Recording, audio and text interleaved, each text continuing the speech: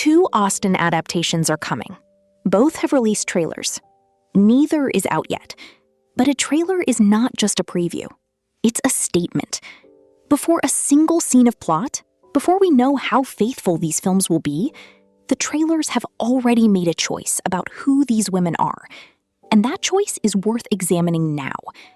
Because in Austen adaptations, the first image of the heroine is never accidental.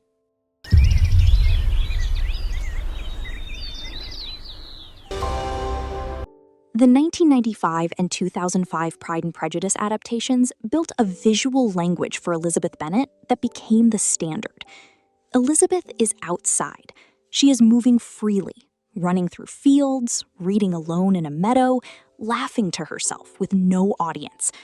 Caroline Bingley, in the same story, defines the accomplished woman as someone whose manner of walking commands attention. Oh, certainly. No woman can be really esteemed accomplished who does not also possess a certain something in her air, in the manner of walking, in the tone of her voice, her address and expressions. Elizabeth does the opposite. She runs, she reads, she laughs when no one is watching. Both adaptations were saying the same thing. This woman exists fully before anyone notices her. She is not performing, she is not waiting.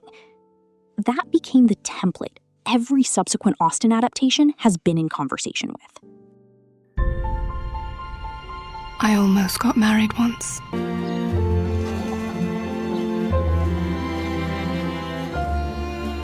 The new Sense and Sensibility trailer opens with Marianne in nature, lying in a field, eyes closed, completely given over to feeling.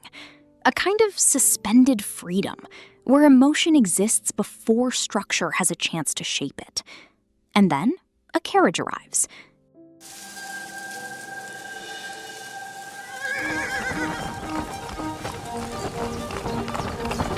Marianne gets up and walks directly toward the house to find Elinor. Not her mother, Elinor.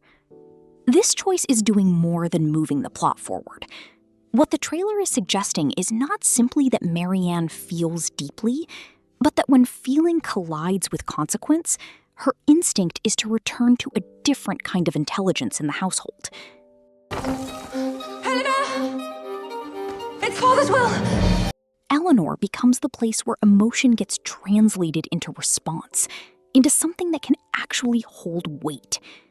So even before dialogue begins to carry meaning, the trailer is already sketching a division of roles between the sisters.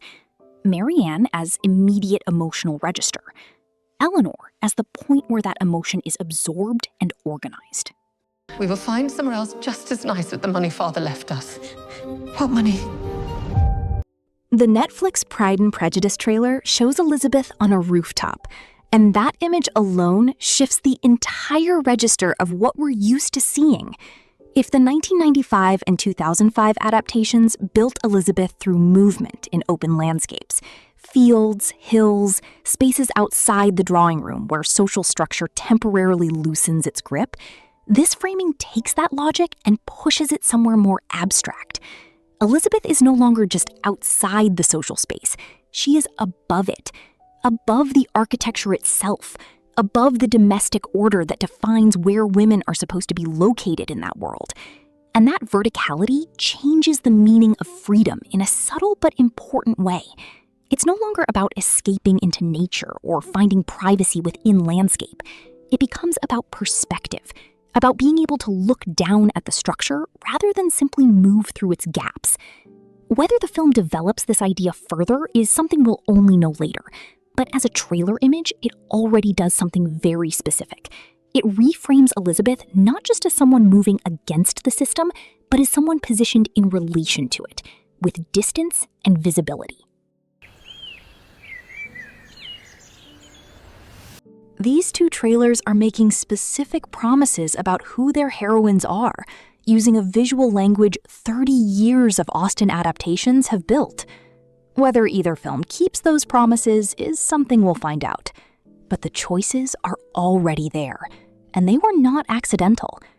Tell me in the comments, which of these two trailer images do you think captures its heroine more accurately?